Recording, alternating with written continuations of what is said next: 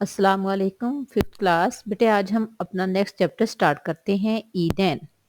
इसके 4 short question हैं और 2 लॉन्ग क्वेश्चन हैं। आज हम इसके 4 शॉर्ट और 1 लॉन्ग क्वेश्चन करेंगे।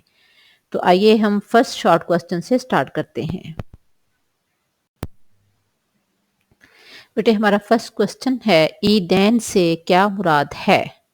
इसका आंसर देखें। दीन इस्लाम मुसलमानों को एक साल में खुशी मनाने के कई मौके फराहम करता है। इनमें से ईद उल फितर और ईद उल अजहा ऐसे ही 2 मौके हैं। इन दोनों ईदों को ईदैन कहते हैं। यानी ईदैन से क्या मुराद है? तो इस्लाम में खुशी मनाने के बहुत से मौके हैं। उनमें से 2 अहम मौके कौन से हैं? ईद उल फितर और ईद उल अजहा। ईद उल फितर जो हम रमज़ान में रोज़े रखने के बाद मनाते हैं, और ईद उल अज़हा जो हम कुर्बानी देकर अल्लाह की राह में जानवर ज़िबा करके, तो उस खुशी में हज़रत इब्राहीम, हज़रत इस्माइल की याद में, हज़रत इब्राहीम ने जब अपने बेटे हज़रत इस्माइल को अल्लाह के हुक्म से ज़िबा करना चाहा था, तो उस दिन की याद में हज़रत इस्माइल को जो ज़िबा करने का अल्लाह ताला ने हुक्म दिया था, उसकी याद में हम ईद उल अज़हा मनाते हैं। फिर अल्लाह की तरफ से ये हुआ था कि अल्लाह ताला ने जन्नत से मेंढा भेज दिया था जिसको ज़िबा किया गया था। तो इन दोनों ईदों को कहते हैं ईदैन। एक रमज़ान के रोज़े रखने की खुशी में और दूसरी अल्लाह के रास्ते में जानवर ज़िबा करने की खुशी में। इन दोनों को ईदैन कहते हैं। नेक्स्ट क्वेश्चन देखें। क्वेश्चन नंबर 2 देखें बेटा। फतराना किसे कहते हैं? ईद उल फितर के मौका पर कुछ गल्ला या रकम बतौर सदका गरीबों को दी जाती है, उसे फतराना कहते हैं। यानी रमज़ान में रोज़े जब रखते हैं तो वो तो एक अलग सवाब का काम है। इसके अलावा हर फर्द पर फतराना देना ज़रूरी होता है। यानी हर घर में जितने भी अफराद हैं उन सब के हिसाब से कुछ गल्ला या कुछ रकम बतौर सदका गरीबों को दी जाती है, उसे फतराना कहते हैं। और ये ईद की नमाज अदा करने से पहले देना लाजिम है। यानी फतराना जो है, चाहे वो गल्ला यानी गंदम दे दें, अनाज में जो कुछ देना चाहें, या उसके इवज आप उतना ही पैसे गरीबों को दे दें, उसको कहते हैं फतराना। और ये मैं फिर बता रही हूँ कि ये ईद की नमाज अदा करने से पहले देना ज़रूरी है। इसमें एक चीज़ और देखें, अगर आपके घर में कोई मेहमान आया है ईद से एक दिन पहले, तो उसने फतराना अदा नहीं किया, तो उसका भी आपने अदा करना है, क्योंकि आपका फैमिली मेंबर है। आपके घर में एक न्यू बॉर्न बेबी है, चाहे वो एक दिन का है, तो उसका फतराना अदा करना भी ज़रूरी है। यानी घर में जितने अफराद हैं, चाहे वो बड़ा है चाहे वो छोटा है, हर एक का फतराना अदा करने का इस्लाम में बहुत सख्ती से हुक्म दिया गया है।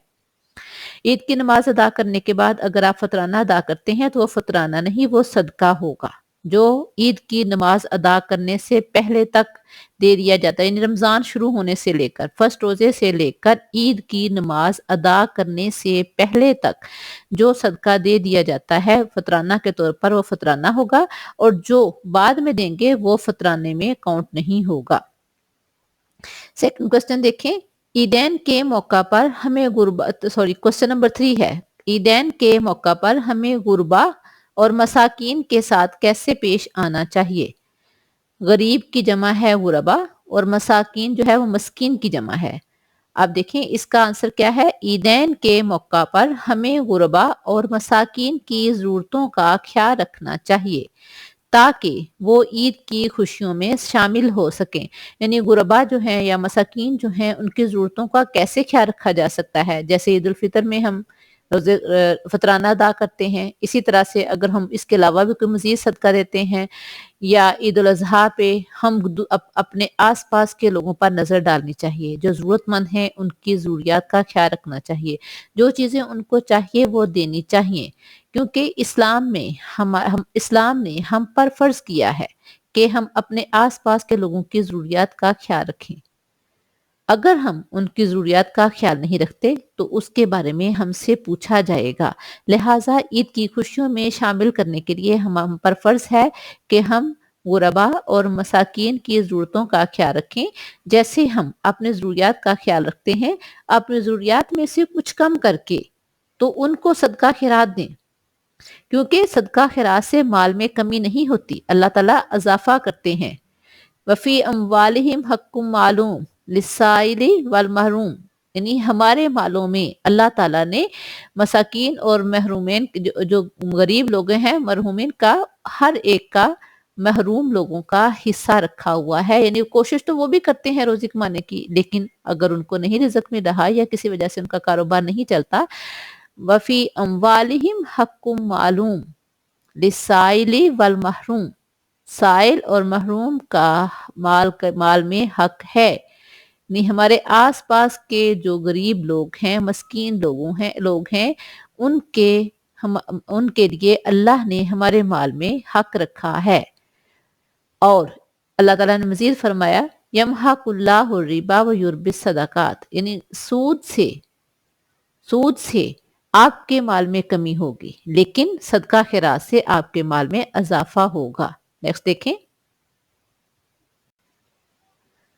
ہمارا اس چیپٹر کا فورتھ شارٹ کوسچن، یہ لاسٹ شارٹ کوسچن دیکھیں، عید کی نماز کے خطبہ میں مسلمانوں کو کن باتوں کا درس دیا جاتا ہے؟ درس میں کیا پڑھایا جاتا ہے، کیا ان کو بتایا جاتا ہے؟ تو آنسر دیکھیں، عید کی نماز کے خطبہ میں مسلمانوں کو آپس میں پیار و محبت اور ہمدردی کا درس دیا جاتا ہے، انہیں قربانی اور فطرانے کے مقاصد سے آگاہ کیا جاتا ہے، یعنی عید الفطر پہ فطرانے کی اہمیت کے بارے میں بتایا جاتا ہے اور عید الاضحیٰ میں قربانی کے بارے میں بتایا جاتا ہے۔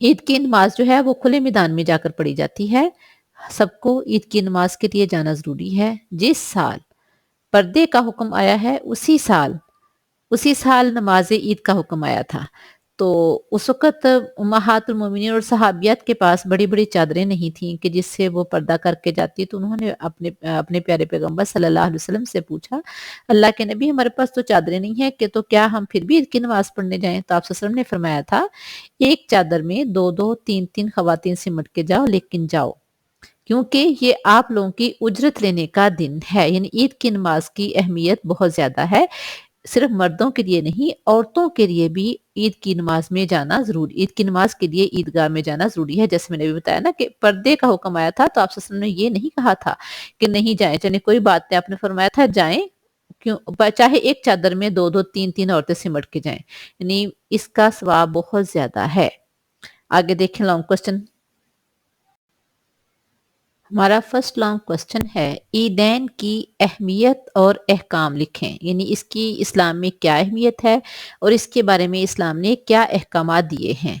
آنسر دیکھیں، مسلمان عید الفطر اور عید الاضحیٰ نہایت گرم جوشی سے مناتے ہیں اور اللہ تعالیٰ کا شکر ادا کرتے ہیں۔ عید کی نماز کے لیے اقامت نہیں کہی جاتی۔ اقامت کیا ہے بیٹا؟ عید کی ویسے جب ہم روٹین میں مسجد میں جب نماز پڑھی جاتی ہے تو اس سے پہلے اقامت کہی جاتی ہے، جس طرح اذان ہے، اذان سے مختصر اور شارٹ الفاظ میں اس کو کہا جاتا ہے، اسے اقامت کہتے ہیں۔ اس میں لوگ اپنی اپنی صفیں درست کر لیتے ہیں اور جس طرح سے اسلام نے جماعت کے لیے کھڑے ہونے کا حکم دیا اس طرح سے کھڑے ہو جاتے ہیں، لیکن عید الفطر اور عید الاضحیٰ دونوں کی نماز میں اقامت نہیں کہی جاتی، امام صرف ویسے ہی بتا دیتا ہے کہ عید کی اس طرح سے لائنوں میں کھڑے ہو جائیں، ٹھیک ہے، اور یعنی اس میں اقامت نہیں کہی جاتی۔ عید دن سورج نکلنے کے تھوڑی دیر بعد مسلمان عیدگاہ میں جمع ہو جاتے ہیں، یعنی عید کے دن سورج نکلنے کے بعد مسلمان عیدگاہ میں کھلے میدان میں جمع ہو جاتے ہیں اور 2 رکعت نماز ادا کی جاتی ہے۔ نماز عید میں عام نماز سے زیادہ تکبیرات کہی جاتی ہیں۔ تکبیر کیا ہوتا ہے؟ اللہ اکبر کہنا۔ ویسے تو ہم جب جسے تکبیر تحریمہ کہتے ہیں، ایک دفعہ کہہ کے ہم نماز شروع کر دیتے ہیں، لیکن اس عید کی نماز میں زائد تکبیرات کہی جاتی ہیں۔ پھر اس کے بعد نماز عید کے بعد امام صاحب خطبہ دیتے ہیں۔ اس خطبے میں مسلمانوں کو آپس میں پیار و محبت اور ہمدردی کا سبق دیا جاتا ہے۔ کیا سبق دیا جاتا ہے؟ کہ ہمیں ایک دوسرے کی ضروریات کا خیال رکھنا چاہیے۔ آج ہم خوش ہیں تو ہمارے آس پاس جو غریب مسکین لوگ ہیں ہمیں ان کی ضروریات کا بھی خیال رکھنا ہے۔ جیسے میں نے پہلے بھی بتایا، عید الفطر ہے فطرانہ صدقہ دے کر، عید الاضحیٰ ہے صدقہ بھی دیں اور قربانی کا گوشت بھی ان میں تقسیم کریں، جس طرح اللہ تعالیٰ نے اسلام میں حکم دیا ہے۔ انہیں قربانی اور فطرانے کے مقاصد سے آگاہ کیا جاتا ہے، بتایا جاتا ہے کہ قربانی کس لیے کی جاتی ہے۔ قربانی کا مقصد کیا ہے؟ اللہ تعالیٰ کو نہ جانور کا گوشت پہنچتا ہے نہ ہی خون پہنچتا ہے، یہ اللہ تعالیٰ نے قرآن پاک میں فرمایا ہے۔ وَلَٰكِن يَنَالُهُ التَّقْوَىٰ، اللہ تعالیٰ کو تقویٰ پہنچتا ہے۔ تقویٰ کیا ہے کہ کس نیت سے خرچ کیا آپ نے جانور ذبح کیا، اور کیا اس کے مستحقین کے میں آپ نے جانور کا گوشت تقسیم کیا، کیا آپ نے عید کی نماز پڑھنے سے پہلے فطرانہ ادا کیا، کیا مستحق لوگوں تک فطرانہ پہنچا، کیا آپ نے ان کی خوشیوں کا خیال رکھتے ہوئے ان کی ضروریات کو پورا کرنے کی کوشش کی۔ یہ چھوٹی چھوٹی باتیں ہیں جو خطبے میں امام بتاتا ہے تاکہ بار بار وائز ہونے کے بعد اگر کسی کو کوئی مسئلہ ہے یا کوئی بھول جاتا ہے یا کسی کو ٹائم نہیں ملا تو وہ ان احکامات کو سمجھے اور ان پر عمل کرنے کی کوشش کرے۔ آگے دیکھیں۔ مسلمانوں کو چاہیے کہ وہ خطبے کو خاموشی اور توجہ سے سنیں۔ توجہ سے اور خاموشی سے سنیں گے تو پتہ چلے گا کہ امام کیا کہہ رہا ہے، کیونکہ اس میں اسلام سے ریلیٹڈ اور دین سے ریلیٹڈ اور عید سے ریلیٹڈ احکامات بتائے جاتے ہیں۔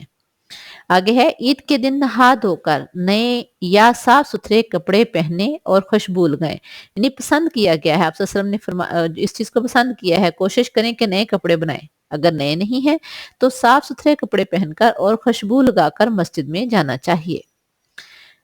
مسجد میں نہیں، جو عید کے لیے جو ارینج کیا، چاہے مسجد میں ہے چاہے کسی کھلی جگہ پہ جہاں بھی ارینج کیا گیا ہے وہاں جانا چاہیے۔ نیکسٹ ہے، عید الفطر کے دن عیدگاہ جانے سے پہلے میٹھی چیز کھانا، جبکہ عید الاضحیٰ کے دن کچھ کھائے بغیر جانا سنت ہے۔ یعنی اسلام نے کیا کہا ہے، عید الفطر پہ کوئی میٹھی چیز کھا کر عیدگاہ کے لیے نکلنا چاہیے، یعنی عید کی نماز پڑھنے کے لیے جانے کے لیے ضروری کیا ہے کہ کوئی تھوڑی بہت میٹھی چیز کھائیں، ٹھیک ہے۔ اور عید الاضحیٰ کے کیا ہے کہ واپس آ کر آپ نے کچھ کھانا ہے۔ اس میں یہ ہے کہ اگر آپ برداشت کر سکتے ہیں تو کوشش کریں کہ جب جانور ذبح ہو تو اس کے گوشت کے ساتھ ایک مختصر سا روزہ ہوتا ہے تو اس کے آ کر کھائیں، یعنی گوشت کھائیں، لیکن اگر نہیں تو آ کر بھی کچھ کھا سکتے ہیں۔ یعنی کوشش کرنی چاہیے کہ جانور کے گوشت سے آپ اپنے دن کا آغاز کریں، جب وہ ذبح ہو اس کو پکا کر کھائیں۔ اگر آپ اتنی زیادہ دیر تک بھوکا نہیں رہنا چاہتے تو اس میں سختی نہیں ہے، آپ عید کی نماز پڑھ کر آ کر کچھ بھی کھا سکتے ہیں۔ نیکسٹ ہے، نماز عید کے لیے جاتے ہوئے اور واپس گھر لوٹتے ہوئے الگ الگ راستہ اختیار کرنا چاہیے، یعنی جاتے ہوئے اور راستے سے جائیں اور آتے ہوئے اور راستے سے آئیں، تاکہ جن جن جگہوں پہ آپ کے قدم لگے ہیں وہ قیامت کے دن آپ کے حق میں گواہی دیں کہ یہاں سے یہ گیا تھا اور یہاں سے یہ واپس آیا تھا۔ سنت ہے، یعنی جائیں اور راستے سے اور آئیں اور راستے سے، ٹھیک ہے۔ آگے لاسٹ ہے اس کا، عیدگاہ کی طرف جاتے ہوئے اور واپس آتے ہوئے بلند آواز سے تکبیرات پڑھنی چاہیے، یعنی عید کی تکبیرات جو ہیں وہ پڑھتے ہوئے جانا چاہیے اور پڑھتے ہوئے واپس آنا چاہیے۔ کوشش کرنی چاہیے کہ باتیں نہ کریں، جس طرح سے ہمارے پیارے پیغمبر صلی اللہ علیہ وسلم نے فرمایا ہے، تو جاتے ہوئے بھی تکبیرات پڑھنی چاہیے اور آتے ہوئے بھی تکبیرات پڑھنی چاہیے، ٹھیک ہے۔ یہ ہمارے لیے عید کے جو احکامات ہیں، آداب ہیں، جو اس کے اللہ تعالیٰ نے طریقے بتائے ہیں، ہمارے پیغمبر صلی اللہ علیہ وسلم کے ذریعے ہمیں ان پر عمل کرنا چاہیے۔ خوشی کا موقع تو ہے ہی، لیکن خوشی اور غمی دونوں حالات میں ہمیں اللہ تعالیٰ کو یاد کرنا ہے۔ کس طرح سے کرنا ہے، اللہ تعالیٰ نے ہمیں ہر موقع میں بتا دیا ہے کہ ہم نے کس طرح سے اللہ کو یاد کرنا ہے، کس طرح سے دوسروں کا خیال رکھنا ہے۔ زندگی کا کوئی لمحہ ایسا نہیں ہے جس کے بارے میں قرآن پاک میں تعلیمات موجود نہ ہوں۔ ہمارا فرض بنتا ہے کہ ہم ان تعلیمات کو سنیں، سمجھیں اور ان پر عمل کرنے کی کوشش کریں۔ بیٹا یہ تھے ہمارے 4 شارٹ کوسچن اور 1 لانگ کوسچن۔ آپ نے ان کو نوٹ بک پہ نوٹ بھی کرنا ہے اور آپ نے ساتھ ساتھ یاد بھی کرنا ہے۔ ایک اس کا ہمارا لانگ کوسچن رہ گیا ہے، وہ انشاءاللہ ہم نیکسٹ لیکچر میں کریں گے۔ اللہ حافظ۔